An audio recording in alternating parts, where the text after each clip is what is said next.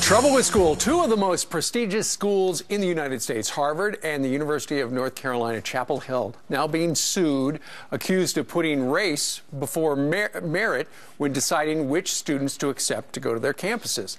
Edward Bloom is the attorney representing the students in their lawsuit. He joins us right now from Washington, D.C. Good morning to you, sir. Good morning. Thanks for having me. So why are you suing these schools?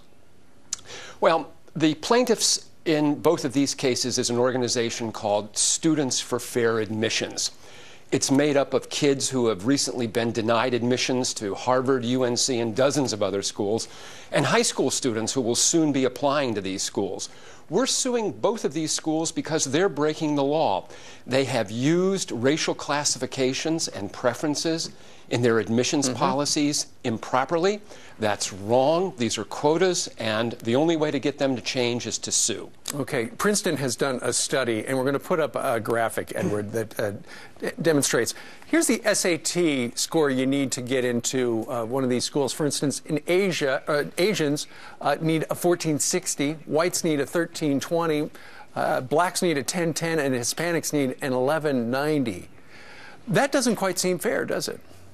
Well, there's a long, sad, and ugly history in the Ivy Leagues of limiting minority groups who have high scores like this to limited quotas.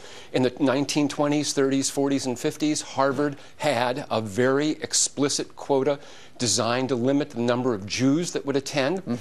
Today, Harvard and many of the other Ivy Leagues have a hard, specific quota and racial balancing program to limit the number of high-achieving Asians. That's wrong, that's unfair, the law doesn't permit it, and we hope the courts will remedy this. Well, a lot of kids apply to Harvard but don't get in, but you say it's because of these things that are going on behind the scenes. Here's a piece of advice I want to share with the audience right now from the Princeton Review. They say to applicants, don't attach a photograph to your application and don't answer the optional question about your ethnic background. Write something entirely unrelated to your ethnic background. Edward, do you think that's a good idea?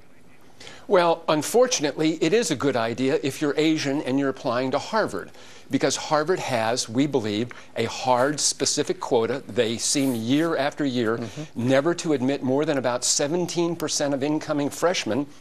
Yet the number of Asians applying to Harvard over the last 15 years has doubled. Yet year after year after year, it's the same percentage. Right. So the Princeton Review is giving good advice. It's just sad that they have to do something like that. No kidding. All right. Edward Blum, the director of the Project on Fair Representation. Sir, thank you very much.